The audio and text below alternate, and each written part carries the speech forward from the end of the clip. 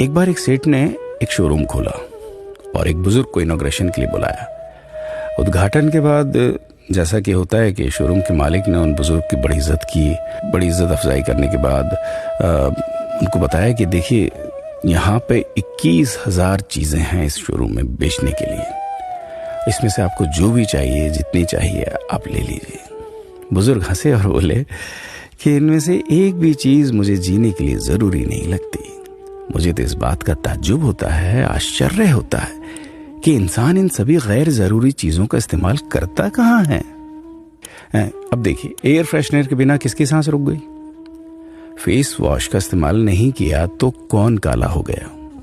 Home theatre लाकर कितने लोग कलाकार बन गए? कंडीशनर से किसके बाल मुलायम और काले हुए हैं? अरे, जो डाइनिंग टेबल यूज करते हैं, क्या उनके घुटने नहीं दुखते?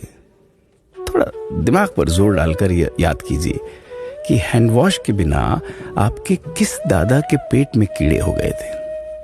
अगर हम डीओ मारकर निकलते हैं तो क्या लोग हमें सूंघने आते हैं?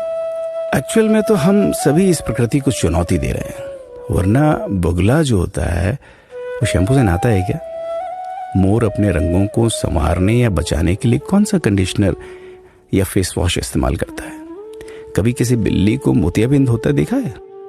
किसी खरगोश के बाल कभी गिरते हुए या सफेद होते हुए देखे हैं? इनहेलर या बाम के बिना भी कुत्ते के सूंघने की क्षमता उतनी ही तेज है। मधुमक्खी का शुगर लेवल बिना दवाई के भी कंट्रोल में ही है।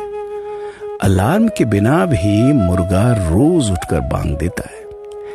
दरअसल इंसान पैसा खर्च करके दुखी होने की चीजें खुद ही खरीदता रहता है।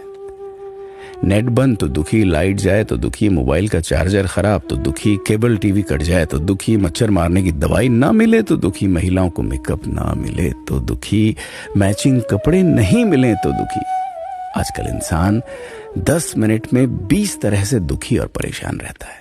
बाकी तो गुड़ की रोटी या प्याज रोटी खाकर हाथों का तकिया बनाकर पीपल के नीचे जो आराम से सो जाता है, उसे दुखी करने के लिए तो फरिश्तों को नीचे आना पड़ता है। ये सब देखा देखी का खेल है।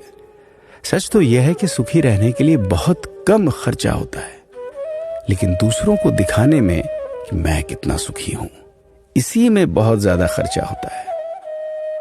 जैसे जैसे सुविधाएं बढ़ रही हैं, दुखी होने के रास्ते भी खुलते जा रहे हैं। अगर आपको ये सब सच लगता है तो लोगों को जागृत कीजिए और फिजूल खर्च से बचाइए। दोस्तों, खुद सुखी होने के लिए खर्च कीजिए, दूसरों को दिखाने के लिए नहीं। हाँ, लेकिन अपना ख्याल रखिएगा।